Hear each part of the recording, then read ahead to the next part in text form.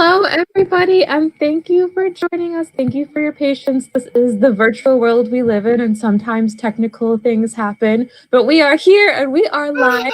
I am very excited because tonight we have Nina Sadowsky, and I'm trying not to say it incorrectly because we just talked about all the horrible ways people can pronounce it. And is here for her new book, Convince Me, and is in conversation with Felicia Henderson. So you guys are in phenomenal hands tonight. I'm going to go ahead and let them take it away.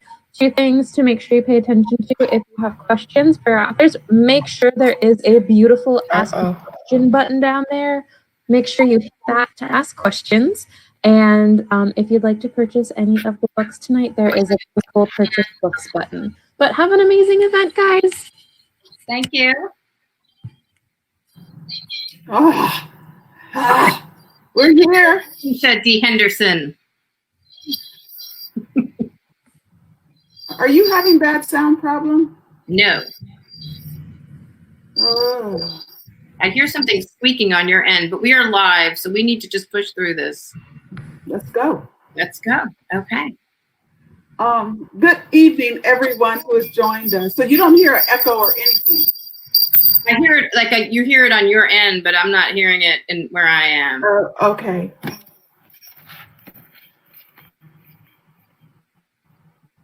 Okay. I am glad to be here. It might be better once I close one of my 18 computers that are open. So it is my pleasure to be here with my friend, Nina Sadowsky, who is an author, filmmaker, educator. Are you able to hear me? The sound is weird and squeaky.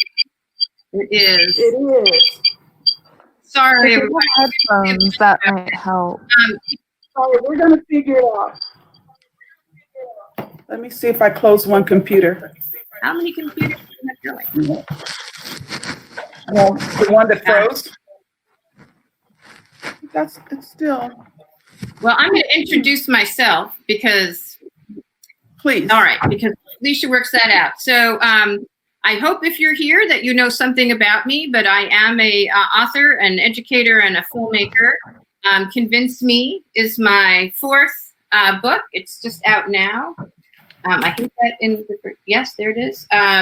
Just came out last week or 2 weeks ago. I forget. Every day is Blur's Day, as we know. But this book was a very different sort of book for me, which is something I hope we'll talk about. But it's dedicated, and I'll just share that right up top, to everyone who is sick and tired of the bleeping liars and their bleeping lies. That's the family-friendly version. I remember the first time you shared the non-friendly version, the non-family friendly version. You were so excited, like I have the first line of my new, and I'm like, what is it? And you were like, the effing. I was like, oh, this is for everyone who's tired of the effing liar. And I was like, oh, that's gonna be good. Yeah.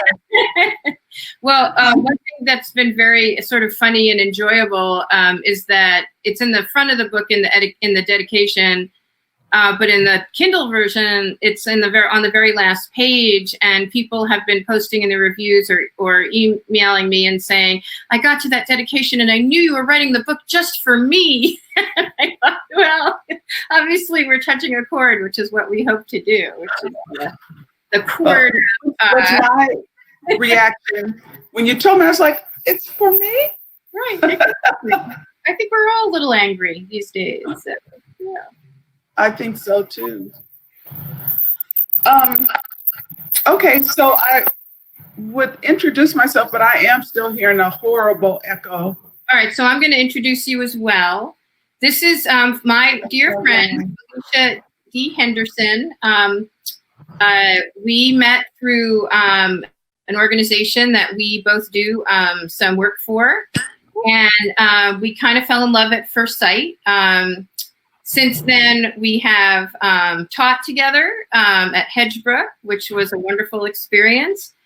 We've read for each other, and we have just supported each other. Felicia is a wonderfully, wonderfully talented writer. And I asked her earlier tonight what were the 3 things she was proudest of. And she said convincing her nephews and nieces that she knows just about everything.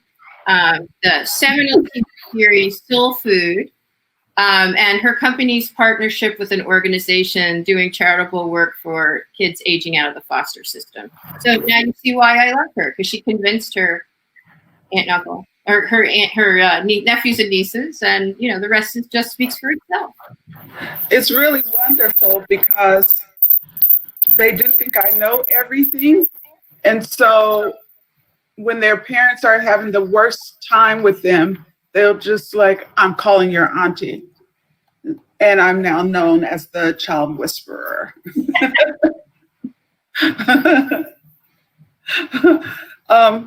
But let's talk about this book. I would like if people could, in the say something nice area, if you tell me that if you're hearing an echo as well, if only I'm hearing it, then that would be great. But if it's making everyone crazy, I will have to sign language, Nina, my questions so that it won't be on my end now. It's fine on my end now. You find that sound now. Oh, wonderful. Okay, good. So, Nina, the first question I want to ask you about is, because also one of the other things that I am is that I'm a teacher, right, and a mentor in my heart. In fact, I had the privilege of teaching a course. Thank you, Mackenzie said it is not bad. Thank you, Mackenzie, because if you had any idea how much I hate this not going perfectly for Nina, and for all of you who are here with us. So thank you for that. But I had the privilege of teaching a course, in fact, for Nina at NYU LA this summer. And one of the first things that came to me in the middle of reading this book, I'd read it, and then you asked me to do this, so I had to read it again because then it became study. Thank you for the homework, Nina.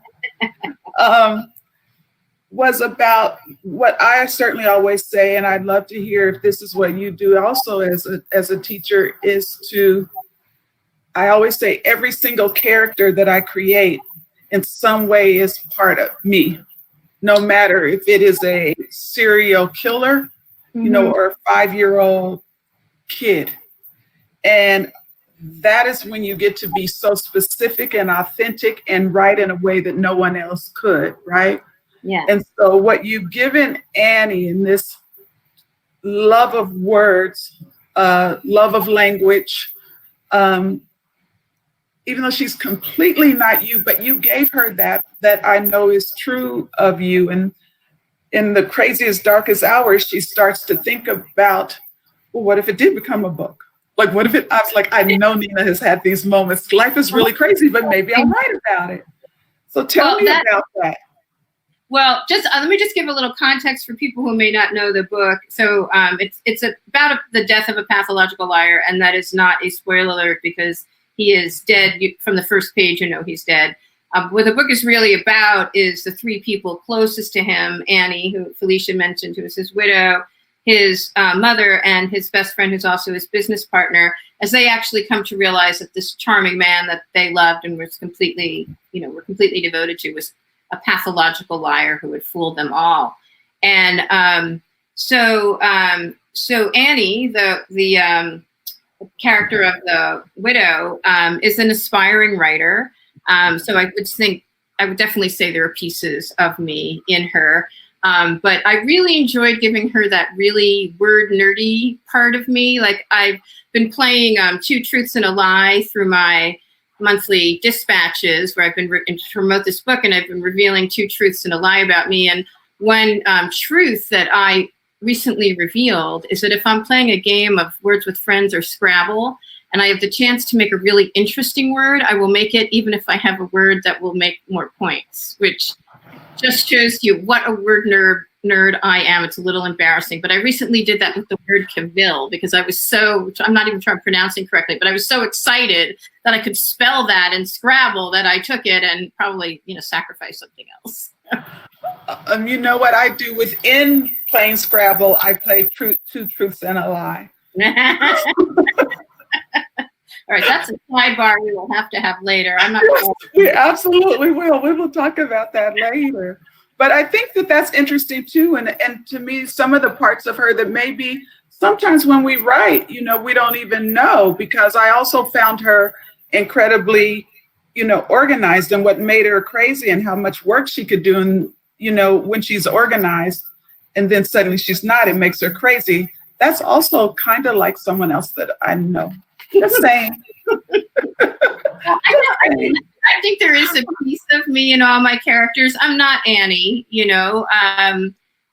but I feel like in creating her, when I decided I wanted to write a story about a pathological liar and what makes a liar, sociopath in this age of post-truth, I began to think who would be the people that would be most affected by learning that they had been completely snowed by someone, right? And while I was talking about a larger cultural issue about the questions of lying and how we receive information and whether we're more likely to take information as truth if it's someone that we perceive favorably or we find charismatic, all of those questions. The process of creating Annie specifically, I would say that me, and I count myself in this, and there's not a woman I know who has not at one point or another blinded herself to some red flags about a guy because she liked the package and she liked the picture she was putting together in her head, and those were the things that didn't line up with what the fantasy or the image she had begun to construct. And luckily I have never done that. Oh, never. But, I also am really interested in the structure of this book on a couple of ways, to having the multiple narrators, as well as starting with the liar's death. So at the beginning, in the hard copy anyway, you start with that very powerful statement, this book is for, and then the first thing you do is kill the guy who is guilty of that thing.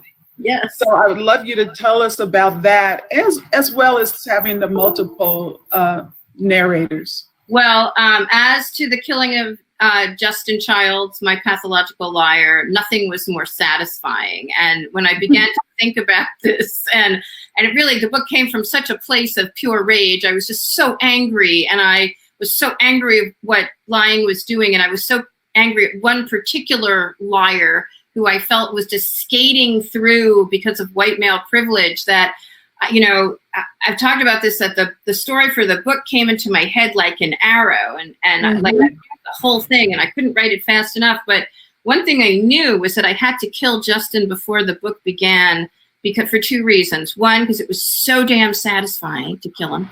It helped my rage. And two, I didn't want him over the course of the book to have the ability to defend himself or deflect with his usual arsenal of narcissistic tricks, right? I wanted, once he was dead, that his life was laid bare, and now when in picking over his bones, they realized who he really was. Yeah.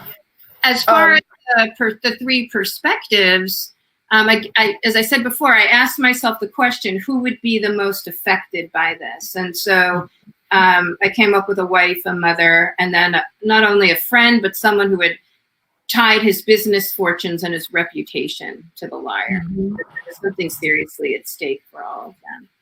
Yeah, I think that also, again, going back to language and the use of language, and there's so many times throughout this book, which I just love this book for so many reasons. And like I said, least of them is because you're my friend. Truly, a lot of times you like books because it's your friend. But this really, I'm like, this has nothing to do with how I feel about you. But so your use of language and things that will stick to me that as true. You have a line in there that says, about liars, and that liars start, the first place the person who lies starts is by lying to themselves. How does this come to you? Is this about thinking, like, it almost is like you did this deep dive into the anatomy of a liar? Well, I did. And I mean, you and I both worked in Hollywood for a long time. So we've encountered our fair share, right? And, Yes, ma'am. And listen, there are liars in every profession. But I think that, I think particularly now,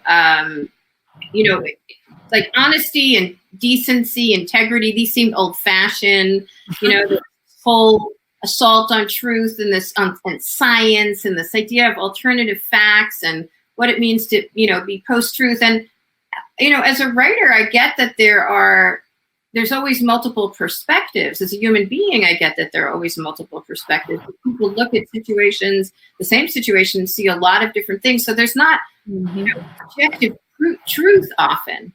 But what I really wanted to explore was, someone who used lying in an unrepentant, manipulative, harmful way, and did it really because A, I don't think he can help himself, and B, because he can get away with it. Mm-hmm. Mm-hmm. Because we all have interesting relationships, and very specific about the idea of lying and what kind of lies to tell. And is it okay if you're not hurting someone's feelings? Or for this guy, I actually felt very sympathetic toward Justin. When I think about, yes, in an age where we are fighting the stigma of mental illness and finally trying to get to a place where, mental illness is normalized in the same way that, if you have heart disease, you're going to not be embarrassed that you need to see a cardiologist. Mm-hmm. Mm-hmm. And so for me, it was also a story of mental illness, untreated mental illness. And also, the relationship between generational mental illness. Yeah, I'm really glad you brought that up because, I like to think that my books are just really fun rides where you're, swept along trying to guess who did it and why, what's going to happen. But I really do try to embed real social issues into them. So in this one, lying was one of those issues. Certainly mental illness, is another. Prescription drug abuse is a third thing that's and I feel like as a writer, part of my job is to turn my lens on the society I live in, right? So I write about the things I see, and so in previous books I've dealt with everything from human trafficking to domestic abuse, autism, I bet to also mental illness keeps it coming up because mentally ill characters are just, juicy to write. But I do like to think that I'm, in a way, what I hope is that people will read the books and just have, a great, fantastic time and not be able to put it down. But if it gets them thinking afterwards and asking some questions, I think that is extraordinary. And on my website, which I'm just going to plug for a minute, there are book kits for 3 of my books, including one we just did for Convince Me.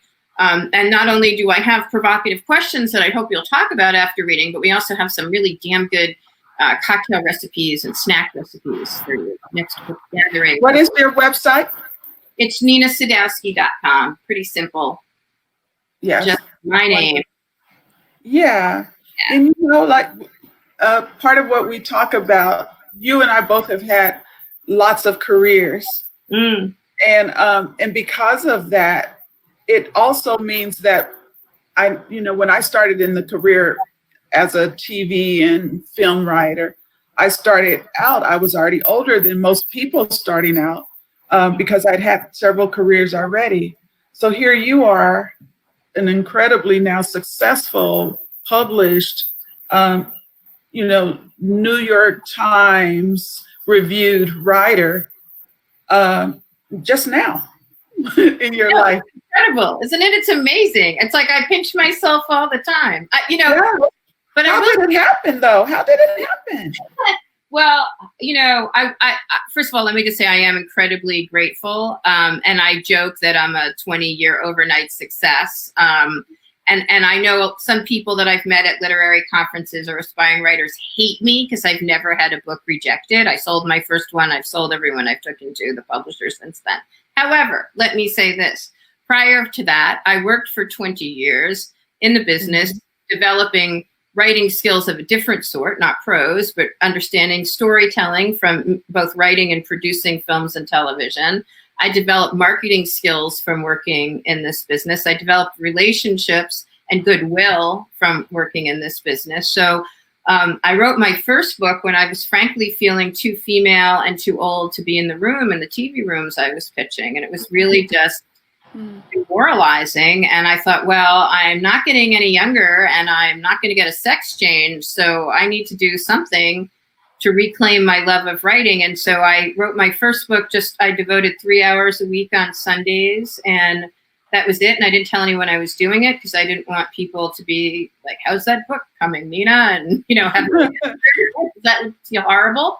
But when I finally finished it, I gave it to a few friends, and, quite admittedly, my friends were connected in the entertainment business and connected to people in publishing. But within 3 weeks, I got signed by an agent who sold it at auction to Random House. And, much to my astonishment, honestly. But I also, while I was writing, I was savvy enough to think, well, I don't know, I think television and film are done with me. I'm too old. I'm too female. The business is changing. I got to get out. But if something happens with this book, at least I'll own the IP. And that turned out to be prophetic, because then I did sell that book to Stars, where it was developed but not made. And then I sold my Burial Society books to ITV, also in development. We'll see how that goes. Yeah. We'll see how that goes. Yeah. We both sigh wearily. Yeah. What also interests me is when I know people personally to be, in general, happy, spirited, positive. You're way more positive than I am, sometimes in an annoying way. And I always wonder, I understand why I write dark stuff, because I'm twisted. And, but, you get up every morning and dance and sing, and then you write this really dark stuff. So what does that mean? Is that your inner darkness coming out, or that's not true? Where does it come from? Well, I think that writing is how I process the world. So, and it's a dark world, and particularly now, there's a lot that's dark, and there always is. I mean, let's face it. I think that the pandemic sort of ripped this illusion of control that we had away, because reminded us that, all these plans we make, vacations and dinner dates and theater tickets, it all can be ripped asunder at any moment. And I think this has reminded us of that. But nonetheless, writing is how I process everything. It's how I process injustice. It's how I understand what makes us, in quotes, bad, or broken. And the corollary to that, it also makes me think about what can make us heal, can make us better. So I write pretty dark.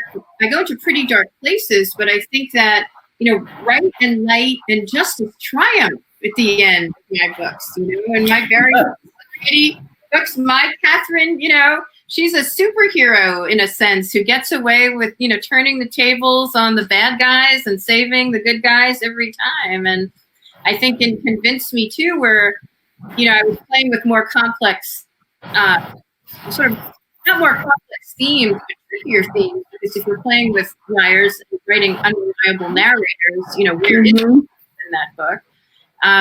But I think it was, very much the same. I think Annie is someone who grows up a lot over the course of the book and finds a strength in herself. So I like to believe that, and this has certainly been true in my life, that going through difficult things are the things that have developed my resilience muscle. And we all need that resilience muscle. So you have to go through things, to get there. So. Yeah. When you talk about that resilience muscle, it does make me wonder, yes, you sold your first book, and now you have, 4 books. 4? Right? 4. I sold my 5th book. So that works. Yep. So dance at any time of day or night. I will. I dance all the time. Felicia knows this because we did teach writing together, but when I teach writing, I make my students dance. And when I run an office, I make my office dance. And people all protest, but everyone ends up smiling. It's good for your heart and soul. And I love it. And I just so used to just dancing at home alone, but I'm like, oh, I can do this in public. But I love that, so here you have these 4 and you just sold your 5th. So yes, does that make you look at though, like, well, what is it that I have? How did that happen? Yes, resilience is one thing. That's what got you here, but it doesn't explain 5 books. Well, I think I work really hard. I'll just say that some people would say it's a problem, but particularly my husband, but sometimes my children. But I really like to work. I've always been very work driven, and when I sold my first book at what is politely termed midlife, right? When that happened, I thought, well, this door is open. I'm just going to keep walking through it, and as long as I can. And the editor who acquired me for Ballantine left. I had a change of regime. That company has since merged with another company. I mean, there's been a lot of changes in publishing, but I think that what I would attribute my continuing success to is that I work hard. I deliver on time, always. I convinced me out of contract. I was supposed to be writing another Burial Society book, but I was so fueled by the need to write this book that I wrote it out of contract. And I do everything I can to promote my books. I work with the publisher, but I do a lot to help make sure that, they have a life and are reaching people. And I just, I don't know. I think it's a combination of the skill set that I was talking about before that I acquired from all the different jobs I've had, right? From my work and, as a lawyer and as in film looking at marketing or, my sense of story, all of those things are things which I have learned and I apply. But I think that the success at the actual writing comes from my being a lifelong reader and just loving books. Yes. And, still loving books. And in the beginning of the pandemic, when I couldn't write at all for 6 weeks, which was frankly terrifying because I thought, I don't know how to process the world if I'm not writing. So I have to write.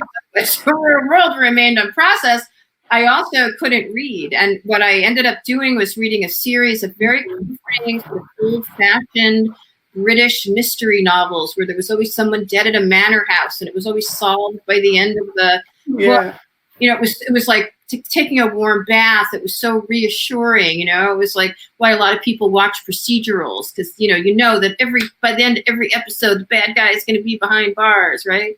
So it was kind of like that. Then I read this completely loopy book called The 7 Deaths of Evelyn Hardcastle, pitching someone else's writing here, but which was a mystery set at a British manor house, but that also involved time travel and people possessing other people's bodies. And it was so different that I kind of went, oh, imagination. Right. I have one of those. I want to write. I want to express myself in a creative way. So that helped me get into it. That's interesting. And one of the people who is tuned in with us said that he found himself wanting to watch procedurals a lot as well in March and April. I was like, oh, I guess I could have done that instead of being curled up in a ball in the corner going, why? You know what I'm also interested in as a person who now has her very first book agent ever? Tell me, what you would say to me, like the difference between writing film and TV, writing novels, which do you like best? How do you pursue them differently? They're very different processes. Books are really almost completely solitary. You write, maybe you have a couple of beta readers, but it's a lot to ask a friend to read a book, right? A whole book. And then it's you and your editor pretty much. And rarely does the publisher weigh in. It's usually your editor accepts the book. And then that thing is a thing in the world. right? It exists in the world. People can buy it and read it and hopefully give you good reviews and hopefully not trash you. Film and TV, you may be the originator of an idea, but it's intensely collaborative. You have to listen to agents and managers and producers and executives and directors and cinematographers, and the script is always changing all the time. And the thing that you write is not an end product in itself. It's a roadmap to making something else. And, I've written a lot of things, but I've not one of them has been produced. And I've produced a lot of things, but I haven't written any of them, right? So that was partly because I started my career more on the producing side and moved to writing later. But nonetheless, I have a stack of unproduced scripts, but I have also a stack of 4 published books. So, so they're very different. But as far as how they inform me, what I've learned from film writing is structure and how important it is to really be concise and brief in your descriptions and your action. A lot about pacing and creating tension. Prose is sort of luxurious because you can get into people's minds, which you can't do in writing for film and TV. Every piece of character has to be exposed through action, right, or dialogue. The chintzy way. So it has to be done through action. That's harder than I think a lot of people realize. If you're in prose, you can tell someone what somebody's thinking. You can, you can give windows into them, and you can play around with structure in a way that's much more fluid. Well, I want to give people an opportunity to ask their questions, but before I do, I have to ask you, you don't want to look like an ungrateful person for your good fortune, but there must be something that you're like, this is the least fun part of writing. Well, I actually love the writing part of writing usually. I mean, I love research, and that's delicious. I'm in the research part now for my new book, and that has taken me some, dreamy places, like my friendship with the former head of the FBI undercover school, who I interviewed for various society books and who became a really good friend. And if I'm ever in trouble, is the first person I'm calling. Not that I'm planning on getting in trouble, but got him on speed dial just in case. But I think that I don't know if this is the least favorite thing, but one of the things that surprised me about becoming a published author was how much work you had to do. Everything from, this, which is fun. I love to do book events and, but attending conferences, doing readings at bookstores. I created my website and a monthly, and I've been doing it more during the pandemic, but I call it Dispatches from the Cheerfully Dark Mind of Nina Sadowsky. During the pandemic, it's been from my Resolutely Resilient Mind, slight shift in tone, but I've built that to have almost 8,000 subscribers over the last 3 years since I launched it. And these are all things that I was told are part and parcel of being a published writer, is creating these relationships with your audience. And the best way to do that is remarkably through a newsletter and online,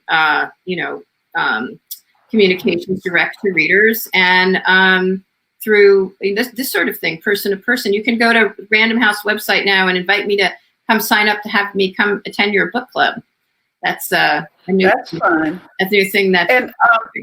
Your newsletter, can we get to that through your website as well? And you can sign up for the dispatch there. And I like to say guaranteed entertainment. I answer questions about behind the scenes things in Hollywood. I give reading and listening and watching recommendations. I support other artists, both filmmakers and authors, promoting their work. And I see we have some questions in the chat, in the Ask. Yeah, I'm going to open it up. I'm a little dissatisfied with that answer. I'm going to just be honest. Why? There's nothing that's horrible. What? There's no horrible moment. Horrible? You are the cheeriest person alive, so that may be why. Let's see. Is there anything horrible? No, I mean. Here's something that you did talk about being a challenge then, and then I'll answer some questions or open up to the questions, is that even on the others, writing on the other side of a pandemic, and a little bit paralyzing to decide, do you include it? Now, does your writing have to include it? Does the characters big way, small way? Can you talk about that a little bit? Yeah, that has certainly something that has been bedeviling me, particularly since I know the publisher wants the new book Privacy for next summer, right? So, next summer, not that far away, right? I suspect we will still be in the tail end of this. So my decision has been that I can't quite ignore it. I'm setting it slightly post-pandemic, which requires guesswork. But I felt that since one of the themes of the book is how much grief we can bear before it breaks us, I'm also talking about the loss of privacy in our culture. But as I say, all wrapped up in a sexy psychological thriller where you won't even notice my embedded themes. However, I don't think I could be writing about the question of how much grief can we bear and not acknowledge the grief that is expanded out to all of us, during this period. There's not a soul I know who hasn't been touched, by a loss, and I expect that's likely to continue. And so I am creating characters who have suffered a lot through this period, and where I'm placing them is in this position of trying to recover hope. I feel that as well, as I'm, developing projects right now that existed, before there was a new round of the murders of Black men and women.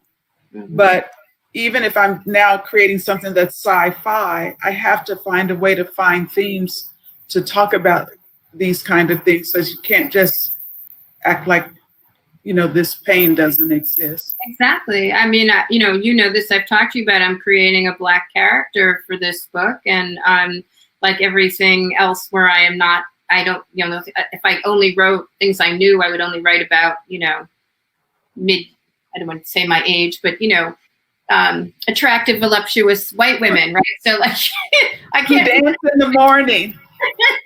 Who dance in the morning. Like, I cannot be my whole worldview. So, but I am doing respect the same way with all my characters through research, conversation, research, extrapolation, observation. I think these are really the tools of the writer. Yeah. Here's a question. Yeah. Which scene was the most fun to write, and which one was the hardest? Somebody wants to know who is tuned in.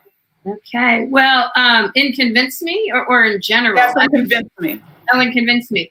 The hardest, there was no hard one with this book because, as I said, it poured out of me in a boiling rage of fury.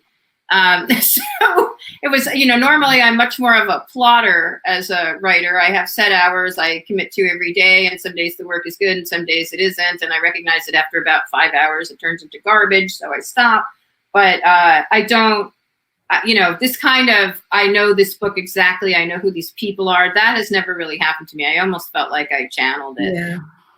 I think the hardest scene to write was the last scene that my editor asked me to rewrite, because I sort of felt like this book is done.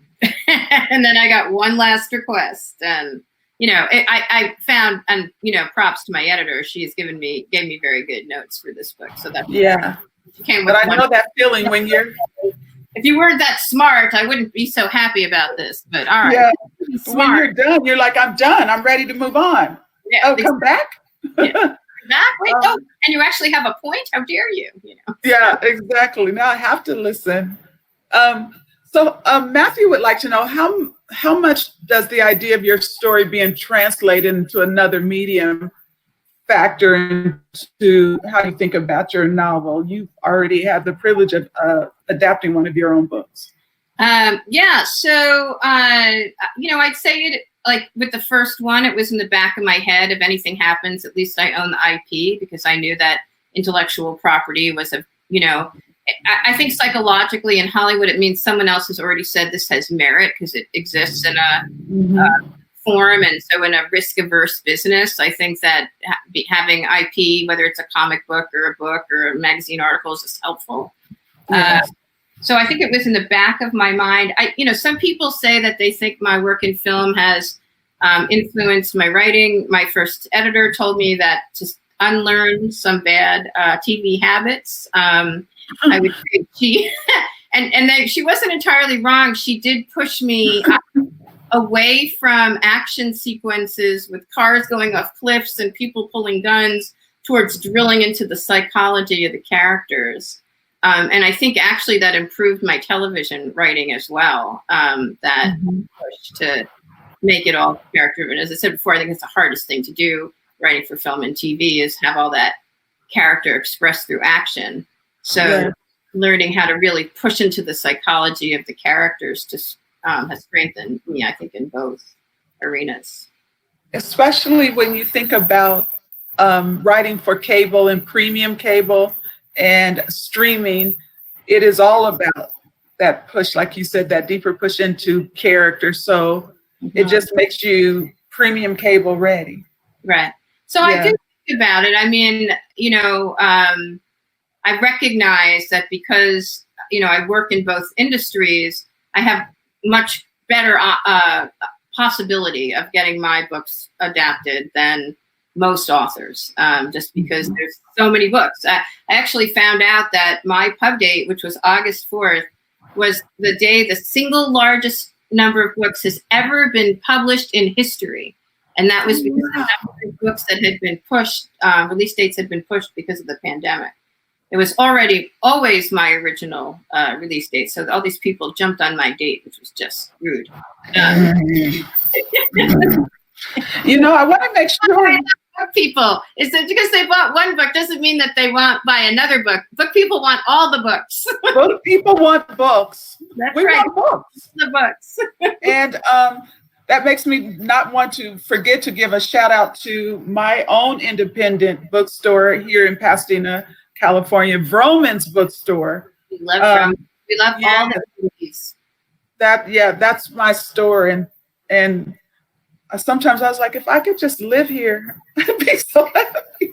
Yes, but we also have to make a special shout out to Mysterious Galaxy, our hosts for this evening. Absolutely. And because they are hosts for this evening, if you're going to buy any books, hit that green purchase books button and support. Well, that's great. Thank you for pointing that out. Yeah. I ended up, because of this, following Mysterious Galaxy Bookstore on Twitter, and it's like, this is some good stuff. Like, they're going in deep. Yeah. Well, thank you very much, Mysterious Galaxy Bookstore.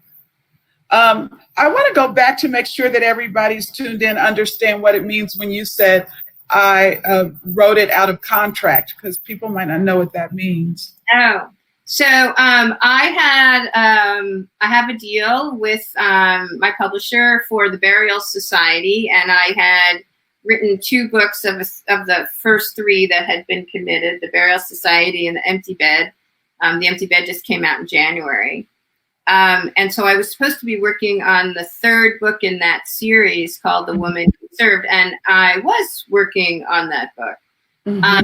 But then the idea for this book hit me, like, as I said, an arrow in the head.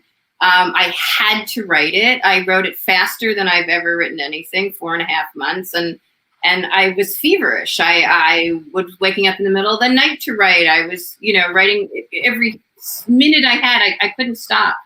And I was also launching an educational program at the same time. So it was a crazy, crazy time. But that's how I roll. But, I think that, no one was waiting for this book, and no one had paid me for this book. So when I went, then I finished it, and I, as a courtesy, gave it to my publishers. And they said, yeah, we want this. And they made me a deal to take it off the market before I could show it. We forgive you for being late with your book. Yeah. We are paying you to write. We're going to take this other one instead. And we're very happy. All the genres in the world, you walked into the thriller genre. Why? I love that question. It's a really good question because this is why. Because I'm a person who feels things in a big way, right? And about society, about things in my personal life, I have big emotions. And I think that I wanted to write about these big things that I think about and that, worry me and infuriate me. And I wanted to put them against something that wouldn't feel like a polemic. I didn't want to let's write about how bad human trafficking is, or, right. I wanted to put a fragile, damaged woman at the heart of a story of having to, undo a child trafficking ring, right. And how it toughened her up along the way. That's my first book. When I came up with the idea for the Burial Society books, I really said that my protagonist was my badass avatar, right. That I would go to marches and sign petitions and, write postcards and she was out sticking people in the neck with fentanyl and just, taking care of business and, being a badass. And so it was very cathartic for me. And so, my emotions felt so big. It almost felt like they could only live in the thriller landscape. Mm-hmm. And, also I just have always read, mystery, suspense, thrillers. I just always loved that genre, both in film and in books. So. Yes. Are there other genres, though, that you consider? Yes. Well, certainly. I actually have an idea for sort of just a straight literary fiction novel that's inspired by two friends of mine who got together the last semester of high school. And then split up and lived completely separate lives and then found themselves living within a block of one another years later. And so I've been interviewing them. That's been really interesting because of their very different perspectives of the intervening time. And that's one of the things that really interests me as a writer is playing with that use of different perspectives on the same situation. I do it in Just Fall. I've actually done it in all my books. Let's just face it. And Convince Me too. At the three, the wife, the mother, and the friend. But my first book is told from the perspective of three people, and the burial books have multiple perspectives as well. I was going to mention that it is something you do well, but it is hard, and it's not always done well, where you can still feel like one story is being told. And so I guess that's what you do so well with exploring themes as well. In this particular book of this, the three people being, I know you're telling from three points of view, but the friendship too between three people. Mm-hmm. I just love that. I don't know if it's because I've had that, in the past of being really good friends with my boyfriend's best friend as well, and being as happy to cook for them both as one. But the exploration of that is one of my favorite parts of the book. Thank and you. What that was before, it was what it was. So are you working on book number 5 now? I am. It's set in San Diego, actually. I have to tell you all. And I'm going to set a scene in the Mysterious Galaxy. Yay! Because I figured as long as the book is set in San Diego, that I might as well give a little shout out, because I will use other local landmarks as well. So that was something I wanted to share. I love it. Is someone going to die in Mysterious Galaxy? Probably not, because I don't think that would be good for, That's not good for business? I want to encourage sales, not discourage them. So we're not going to have anyone die. I will just have a character go and be overwhelmed by the selection of happy books. I love that. I love that. When you talked about how collaborative film and television has to be, right?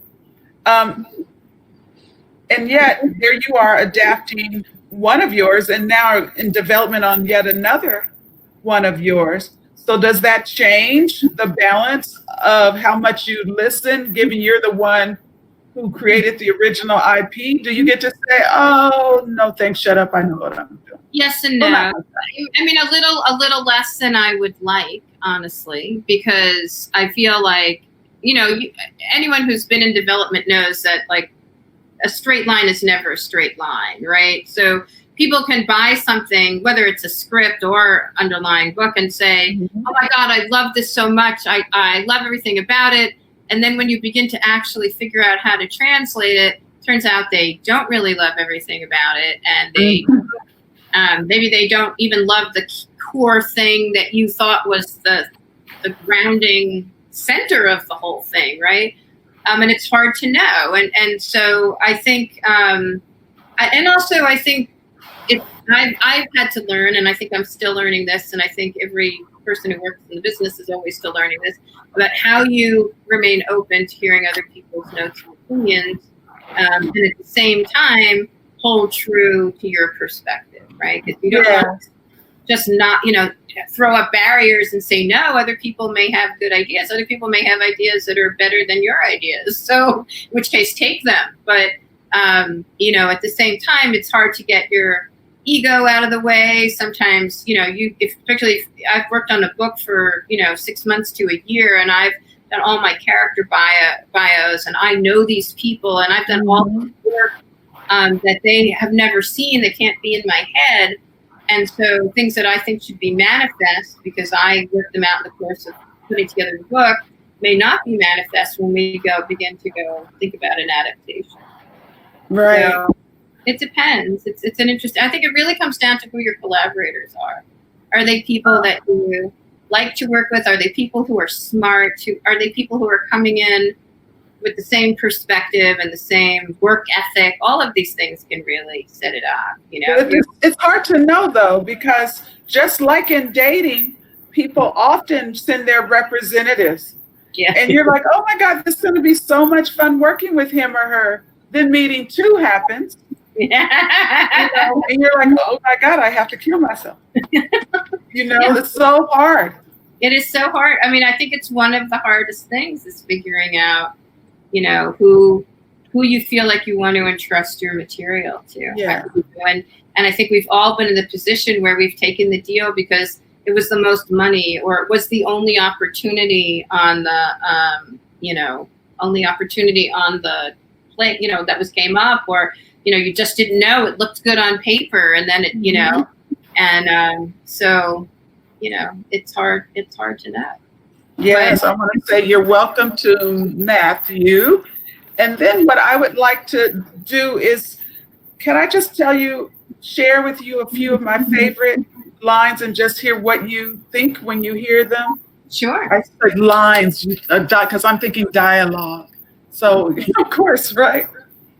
Some of them are small. One, I'm incredibly interested in part 2 of this, when the baby is born, and what's going to happen with this character, Felicia. She's clearly going to be very pivotal. That's one. Shout out in there, your friend Felicia. I appreciate it. This is one of the lines that I love. "The whiskey sours in my stomach." What does that mean? I mean, I know what it means, but tell me more.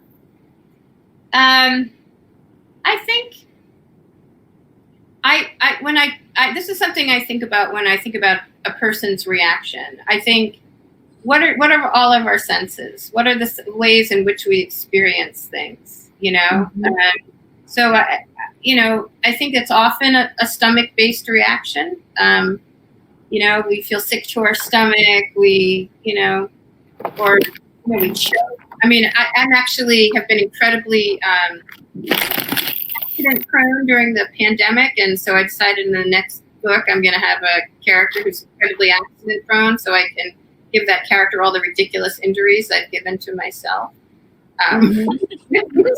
That's just another way of that physical manifestation of how we process things. Yeah, I love that. Carol said this, and I was like, yeah, me too. Rigidity has proven to be a useless defense against life's assaults. Yeah. I love that line so much. Thank you.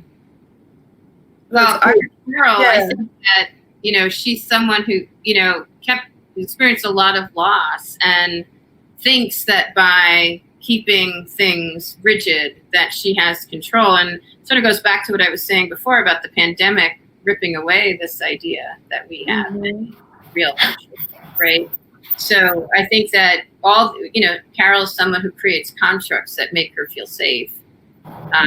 And, she lives with her son and realizes that that's all they were, constructs, and they didn't actually succeed in it.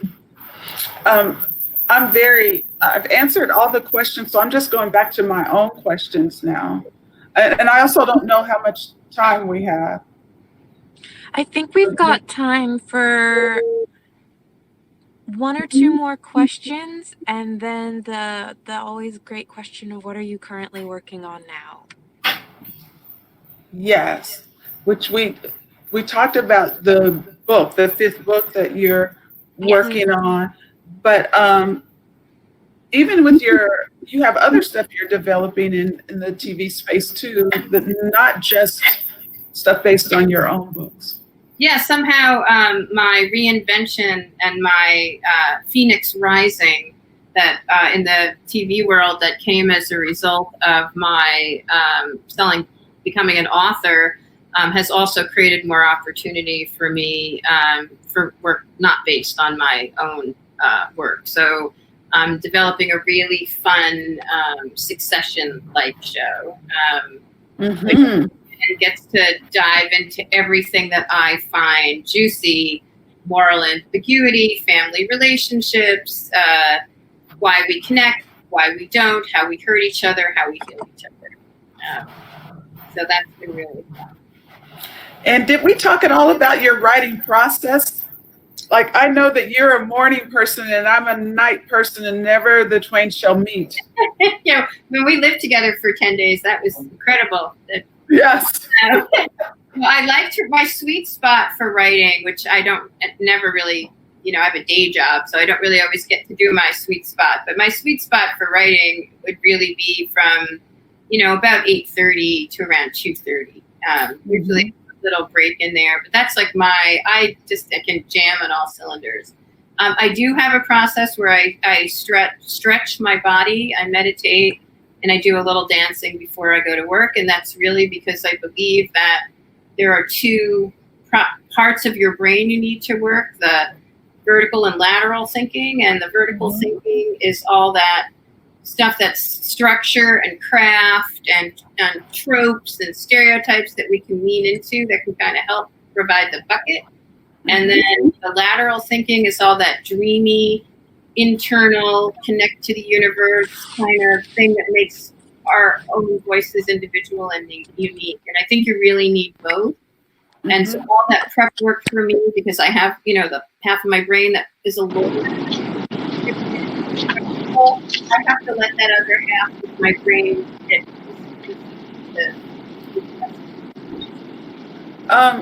do you think about your career, there's these parts of it? You're running NYULA, you're a very successful novelist, you are deep now in the world of development and television. Do you look at what would be a perfect place to be in a year and then 5 years? Do you look at your career like that?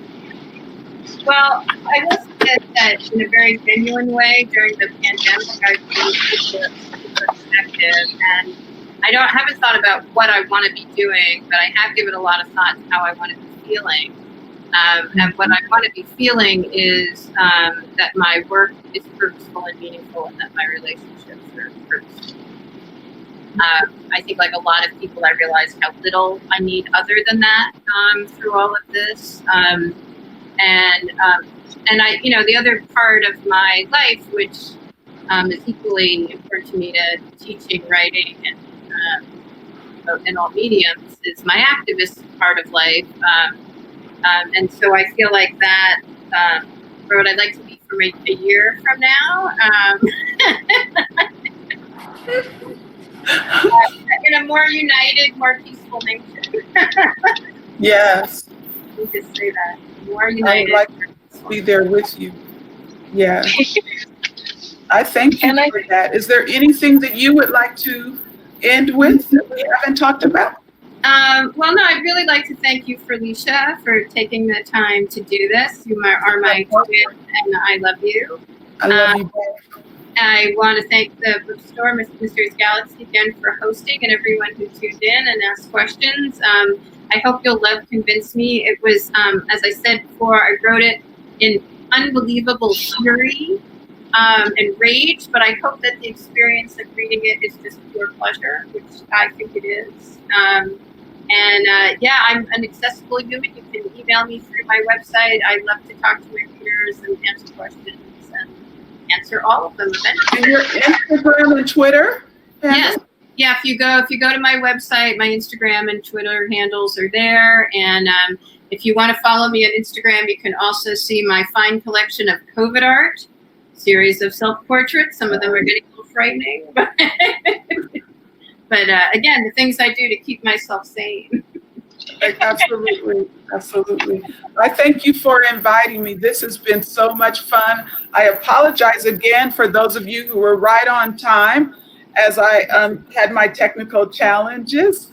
I'm so happy to be a part of this. I really believe strongly in this book and have already given it to 4 people as gifts. Right. Yes. And people I didn't give it to as gifts who are reading it are just loving it. So, and I truly don't say that to sell my friend's book. I feel like it's a privilege to love your friend's work so that you don't have to go like, this is nice, in a really fake way. Yeah, the compliment I always give at screenings where I don't like the movie is, you must be so proud. No. I did not say that this time. Thank you guys all for everybody for tuning in. And if you're in the San Diego, well, actually, even if you're not in San Diego area, you can go to the website for Mysterious Galaxy Bookstore. If you're in San Diego, go in and say hi. We really have to support our bookstores. But if you can't get to San Diego, there's a beautiful website that I have visited, just waiting for you to visit too. Oh, thank you, Felicia. Thank you, guys. Thanks everyone. Well, thank you so much. This is Constance, the random mysterious voice, coming back on for Mysterious Galaxy just to say thank you so much to Nina and Felicia. This was such a fun event, getting to listen to the two of you talk and also just getting to share a part of your friendship. And I think we could all use with more happy dances in life, especially right now. So I think we need to start having more happy dances, and we are going to happy dance our way out of this event. And thank you so much to everyone. Have a good evening. Thanks. Bye. Good night, Bye, twin. guys. Bye. Bye.